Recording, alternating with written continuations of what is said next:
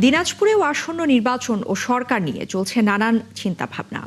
দিনাজপুর সদর ৩ আসন থেকে সদ্য প্রয়াত বিএনপি চেয়ারপারসন বেগম খালেদা জিয়া প্রতিদ্বন্দ্বিতার কথা ছিল, কিন্তু তার শূন্যতায় এই আসনের অনেক হিসেব নিকেশ পরিবর্তনের ইঙ্গিত বহন করছে।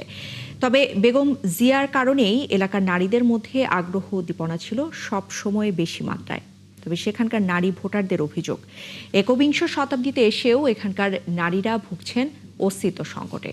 খালিদ আরাফাতের তথ্য এবং ছবিতে প্রতিবেদন।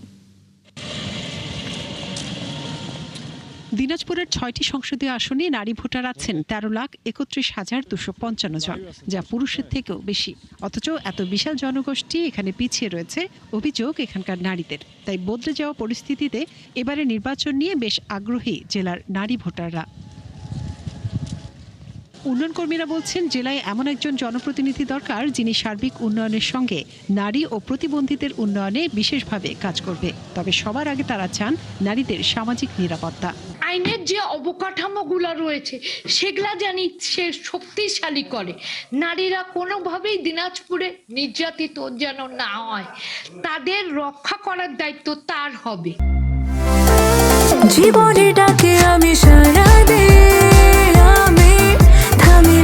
Freedom sanitary napkin. ফ্রিডম মানে স্বাধীনতা।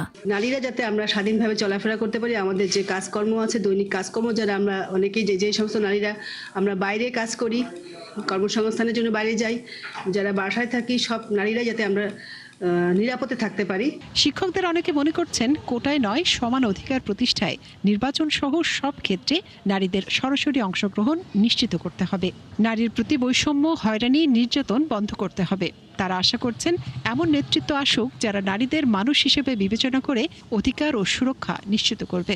আমরা চাই যে নির্বাচনে আমাদের ৬ কোটির উপর নারী ভোটার আছে, তো ৬ কোটি নারী ভোটারকে আমরা যেন তাদের মধ্যে থেকে মনোনীত প্রার্থী হিসেবে সংসদে যেন তাদের আসন নিতে পারে এবং নিজেদের যোগ্যতায় নিতে পারে, এটা আমাদের প্রথম চাওয়া থাকবে। যে সরকারি আসুক তারা যেন পদক্ষেপ গ্রহণ করে, তারা শিক্ষা ক্ষেত্রে এবং বাহিরের যে শিক্ষা নেওয়ার জন্য যায় সেই ক্ষেত্রে এবং খেলাধুলা সব ক্ষেত্রে যেন তারা এগিয়ে যেতে পারে পুরুষদের সাথে সমান তালে।